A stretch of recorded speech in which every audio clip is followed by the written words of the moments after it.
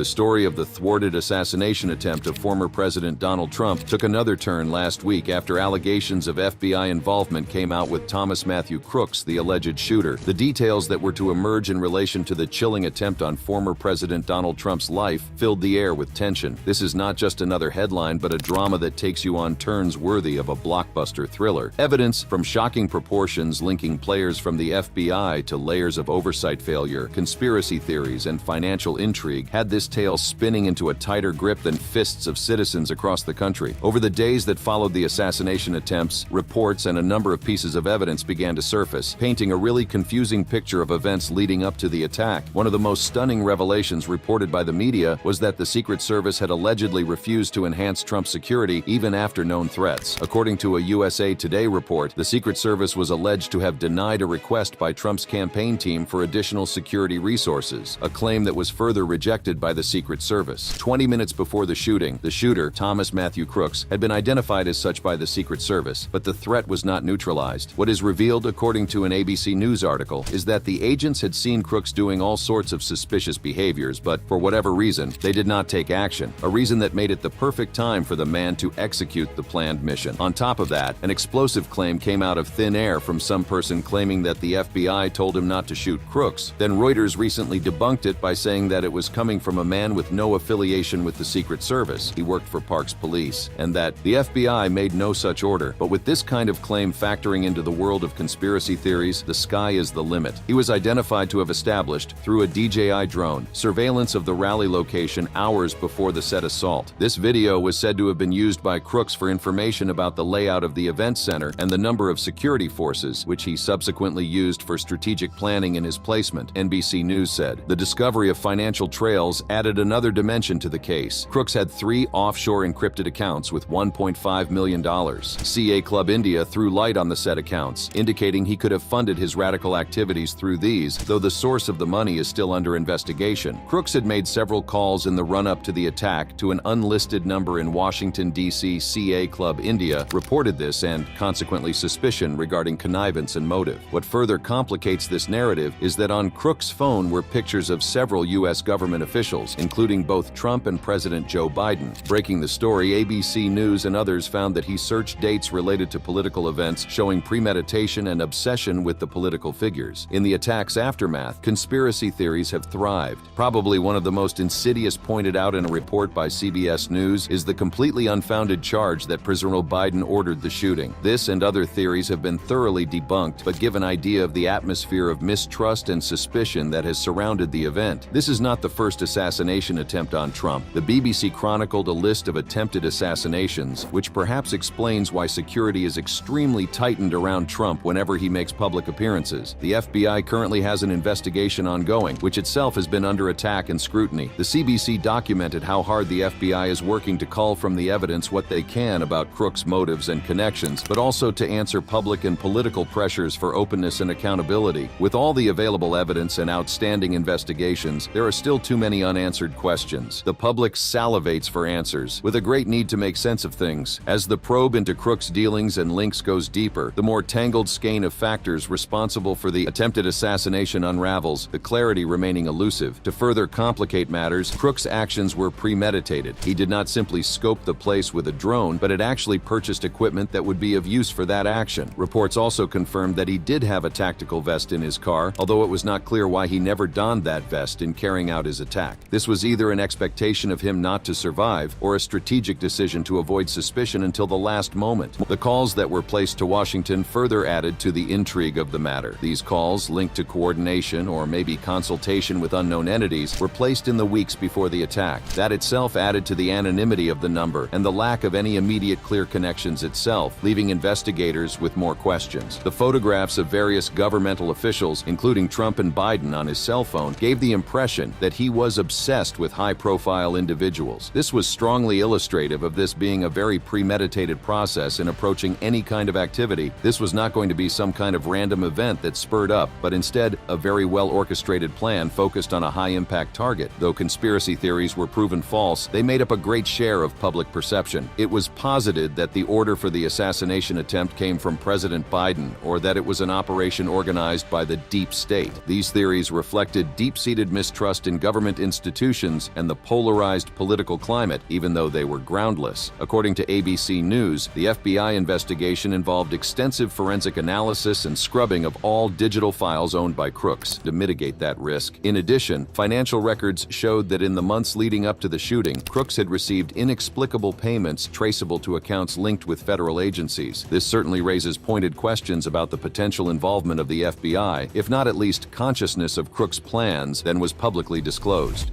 The FBI's alleged involvement, detailed timelines, and investigative reports have indicated that there is indeed a complex and perhaps troublesome relationship between crooks and the FBI during the lead-up to the attack. An oversight project at the Heritage Foundation investigation tracked Crook's phone to several notable locations, including FBI offices in Washington, D.C. His phone pinged several times at Gallery Place, a building noted for housing FBI offices and as a common site for source meetings and interviews, according to ABC Audio and County Local News. This raises questions about the nature of the visits he made there. Surveillance and internal documents indicate that crooks might have been under intermittent FBI surveillance. However, the bigger setbacks meant that it was possible for crooks to slip through the cracks. Surveillance logs and emails revealed concerns about his online activities and visits to extremist forums. There did not appear to have been any concerted effort at intervention or mitigation of the potential threat he posed, despite the red flags. A critical point of speculation is whether Crooks was acting as an informant for the FBI. It cannot finally be excluded that he was led astray or manipulated by the FBI. It gets further complicated with financial records displaying unexplained payments traced back to accounts linked with federal agencies, according to ABC Audio. These payments, which he got in the months leading up to the shooting, have really put a big question mark over the possible involvement of the FBI and whether they had a better understanding of his plans than publicly told. What exactly motivated the potential involvement of the FBI in the case of Crook remains speculative but very disturbing.